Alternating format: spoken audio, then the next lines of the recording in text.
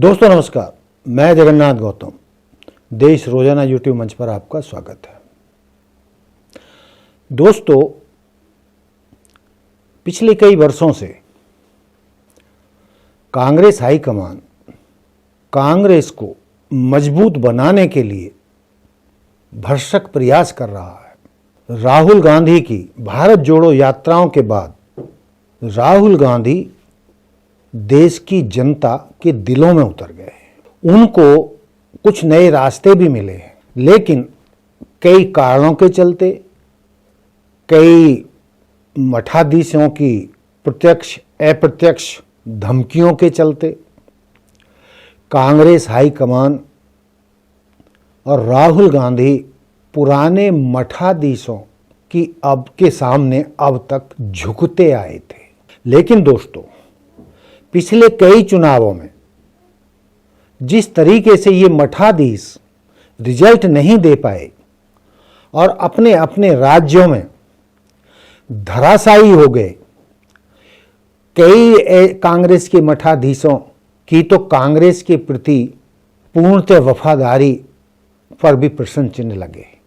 तो अब जो कांग्रेस हाईकमान खड़गे जी, राहुल गांधी या जो भी ऊपरी तौर पर कांग्रेस को पूरे देश में देख रहे हैं, अब उन्होंने तय कर लिया है कि कांग्रेस में सुधार लाने के लिए, आमूल चूल परिवर्तन करने के लिए, मठाधीशों से पिंड छुड़ाने के लिए उन्हें मोदी शाह की नीति पर चलना ही होगा। वरना ये मठाधीश ना तो कांग्रेस को सत्ता में ला पाएंगे, ना ही कांग्रेस का पिंड छोड़ेंगे।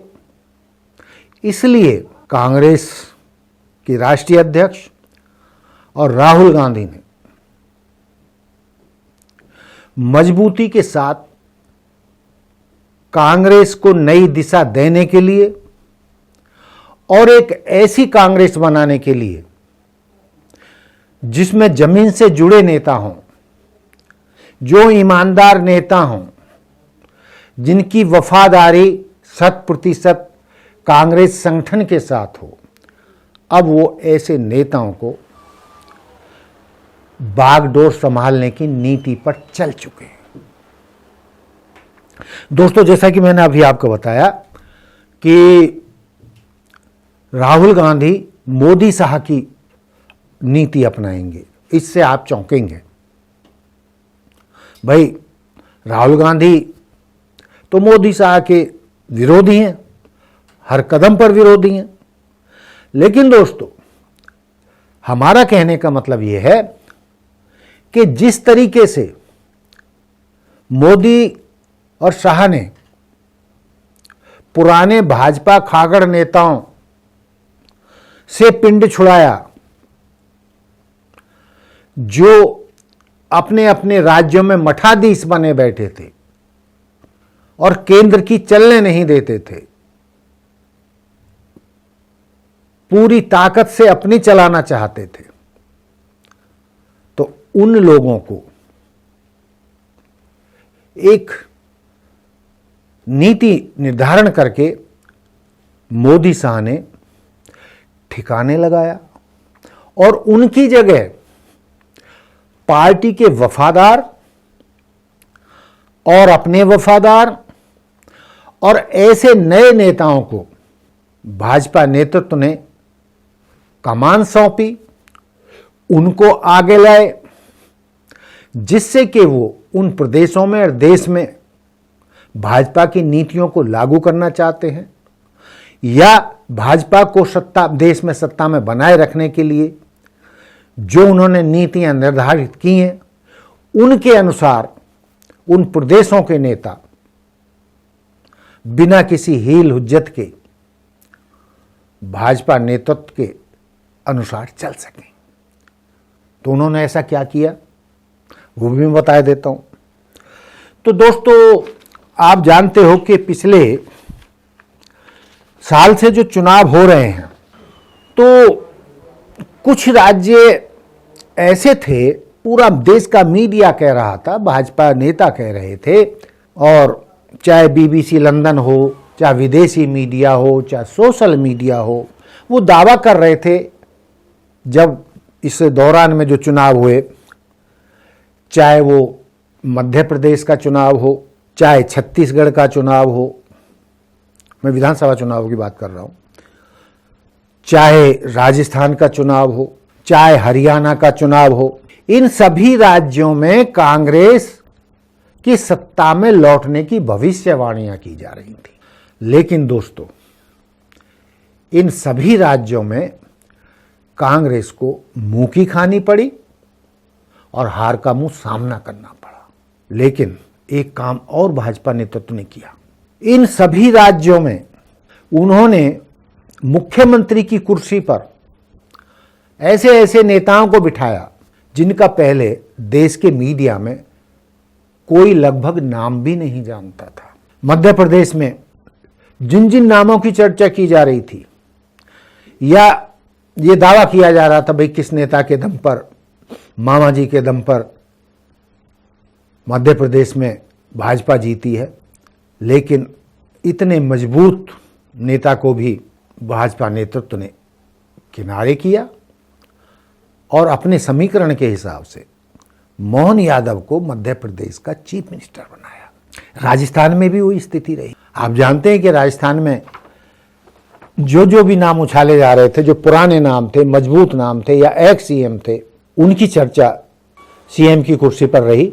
लेकिन दोस्तों, अप्रत्याशित रूप से राजस्थान में भी भजनलाल शर्मा को राजस्थान की बागडोर सौंप दी गई। भजनलाल का नाम भी कोई नहीं जानता था।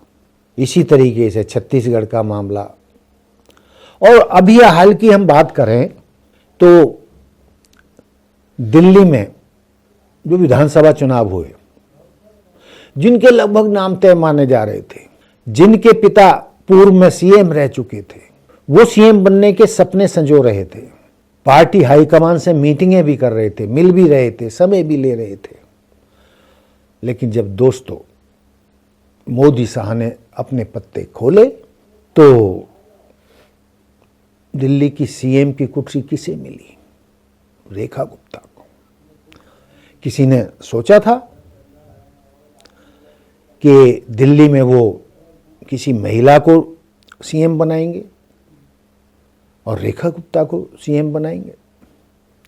तो दोस्तों, बेशक बहुत सारी नीतियों का कांग्रेस नेतृत्व भाजपा का विरोध करती हो, लेकिन अब ऐसा लग रहा है कि कांग्रेस हाईकमान राहुल गांधी भी अब मोदी शाह की नीति पर चल चुके हैं, क्योंकि उन्होंने देख लिया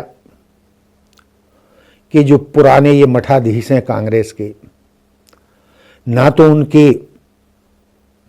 वफादारी पूर्णतया कांग्रेस संगठन के प्रति नजर आती है, ना ही वो कांग्रेस हाईकमान के प्रति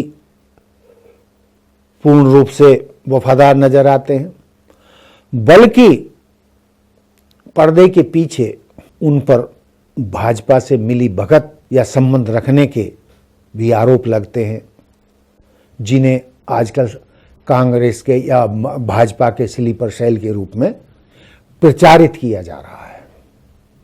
तो दोस्तों, इस बार राहुल गांधी के करीबी सूत्र बता रहे हैं कि राहुल गांधी जी ने एक नई कांग्रेस बनाने का बीड़ा उठाया है और इस नई कांग्रेस बनाने की नीति में वे उन पुराने मठाधीशों से पिंड छुड़ाने में लग गए हैं जो ना तो रिजल्ट दे पाए और ना ही कांग्रेस हाई कमान के वफादार रहे, ना ही उन्होंने कांग्रेस हाईकमान की बातें मानी और समय समय पर कांग्रेस हाईकमान को आंखें दिखाने में भी पीछे नहीं रहे।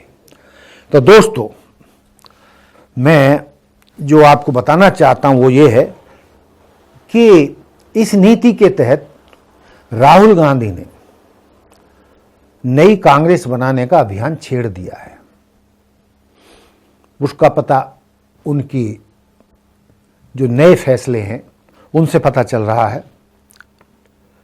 महाराष्ट्र में कांग्रेस को वो रिजल्ट नहीं मिला जिसकी उन्हें उम्मीद थी, ना तो लोकसभा चुनावों में, ना ही वहां की विधानसभा चुनावों में। इसलिए उन्होंने फैसला लिया और उन्होंने वहां के पुराने अध्यक्ष को हटाकर हर्षवर्धन को महाराष्ट्र की कमान सौंप दी। उसी तरीके से उड़ीसा के जो कांग्रेस के मठाधीश थे, वे भी कांग्रेस हाईकमान के पैमाने पर खरे नहीं उतरे। वो भी कांग्रेस को अच्छे रिजल्ट देने में नाकामयाब रहे। इसलिए वहां पर भी सख्त फैसला लिया गया और पुराने प्रदेश अध्यक्ष को हटाकर कांग्रेस के वफादार जमीनी नेता भक्त चरण दास को उड़ीसा की कमान सौंप दी गई। पश्चिमी बंगाल में भी यही किया गया। पश्चिमी बंगाल में कांग्रेस के अध्यक्ष रहे और नेता प्रतिपक्ष लोकसभा में रहे अधीर रंजन चौधरी को हटाना भी कोई आसान काम नहीं था। लेकिन दोस्तों, माना जाता है कि कांग्रेस हाईकमान कि उनके कोई दुश्मनी थोड़ी थी कि यदि वो बंगाल में रिजल्ट देने में कामयाब नहीं रहे, कांग्रेस को उठा नहीं पाए, ना लोकसभा में वो रिजल्ट दे पाए, ना पिछले विधानसभा चुनावों में वो कांग्रेस को अच्छे नंबर दिला पाए, विधायक नहीं जिता पाए, तो कांग्रेस ने बंगाल में भी अधीर रंजन चौधरी से पीछा छुड़ाकर उनकी जगह पुराने कांग्रेसी, हाईकमान के वफादार कांग्रेसी और जमीनी स्तर पर कांग्रेस के लिए काम करने वाले शुभांकर सरकार को पश्चिमी बंगाल का अध्यक्ष बना दिया। इसी छटनी में, इसी कांग्रेस के सफाई अभियान में राजस्थान में कांग्रेस के पुराने मठाधीश अशोक गहलोत को भी किनारे कर दिया गया है और उनकी जगह युवा नेता सचिन पायलट, जो बैकवर्ड क्लास से आते हैं, गुर्जर समाज से आते हैं, उनको कांग्रेस हाईकमान ने तरजीह देना शुरू कर दिया है, जिसके वो हकदार भी थे। तो कहने का मतलब ये है कि कांग्रेस में महाबदलाव का दौर चल रहा है। पुराने कांग्रेसी, कांग्रेस हाईकमान, राहुल गांधी भाजपा नेतृत्व की तरह कांग्रेस में भी पुराने मठाधीशों से पिंड छुड़ाकर जो कांग्रेस को रिजल्ट देने में नाकामयाब नई कांग्रेस बनाने का अभियान चल रहा है। और इसे मैंने कल एक स्टोरी बनाई थी, वीडियो बनाया था, जो लोगों ने पसंद भी किया है, कि उसी तर्ज पर हरियाणा में भी आने वाले कुछ ही समय में ऐसे बदलाव देखने को मिलने वाले हैं और मानकर चला जा रहा है कि पहले नंबर और दूसरे नंबर के जो मठाधीश हैं या दूसरे शब्द के प्रदेश अध्यक्ष चौधरी उदयभान जी और पूर्व मुख्यमंत्री भूपेंद्र सिंह हुड्डा जी की, मैंने कल भी कहा था, हो सकता है कि ये वीडियो रिलीज होने से पहले ही फैसला आ जाए और कांग्रेस हाई हुड्डा जी के जिद के किसी और कांग्रेसी को नेता प्रतिपक्ष चुन ले। तरह हरियाणा कांग्रेस को नया प्रदेश अध्यक्ष भी मिल सकता है। इसकी संभावनाएं बताई जा रही हैं, क्योंकि राहुल गांधी सारे घर के बदल डालूंगा कि नीति पर अब चल पड़े हैं का चल रहा है। अब एक जगह बात कही जा रही थी कि जो कांग्रेस के प्रदेश कांग्रेस हरियाणा के जो नए बताया जा रहा है कि उन्होंने अपनी जो रिजल्ट है या उनकी जो उन्होंने सर्वेक्षण कांग्रेस नेताओं से बातचीत की, कांग्रेस के 37 विधायकों से बातचीत की, उस मीटिंगों का जो आधार बना, जो रिजल्ट निकला, कांग्रेस हाईकमान को वो लिस्ट सौंप दी है, अपनी रपट सौंप दी है। अब यहां पर पेच जो ये फंसा बताया जा रहा है कि कांग्रेस के 37 विधायकों में से 32 विधायक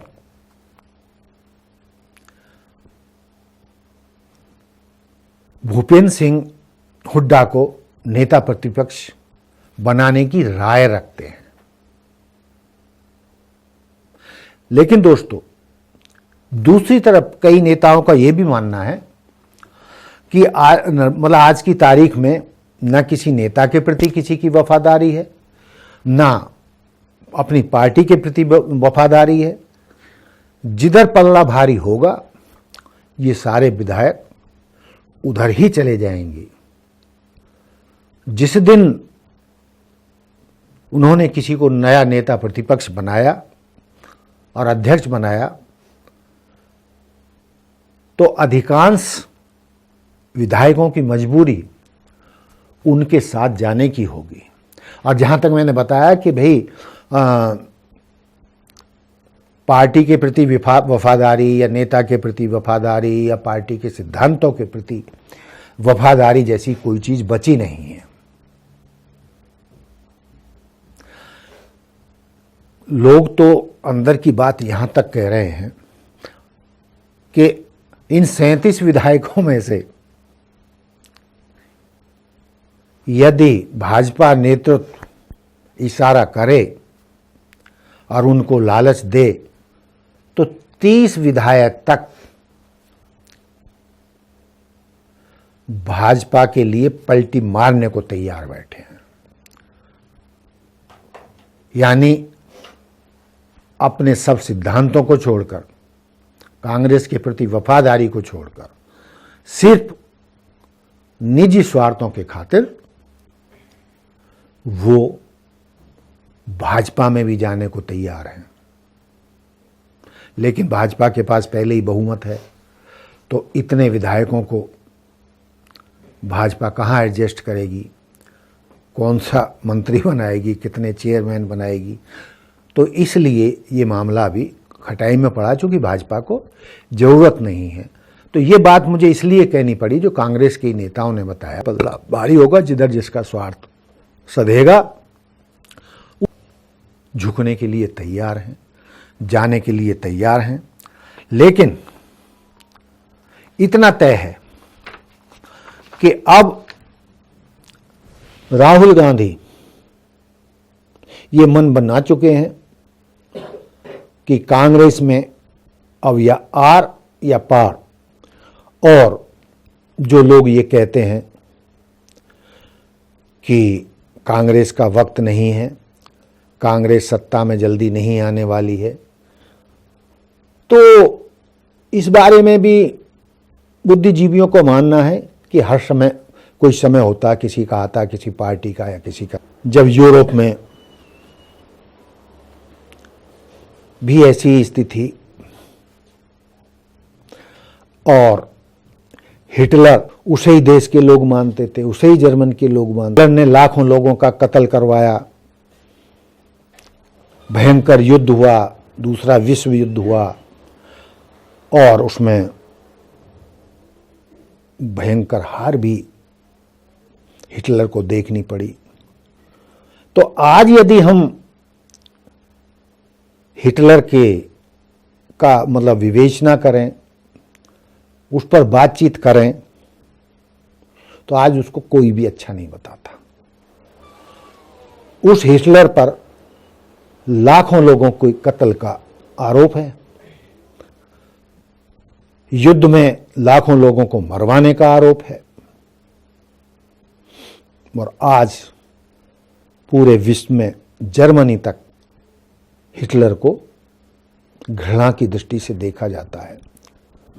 तो कहने का तात्पर्य यह है कि हमेशा किसी का वक्त नहीं रहा है, कुछ समय के लिए वक्त आता है और दौर चला जाता है।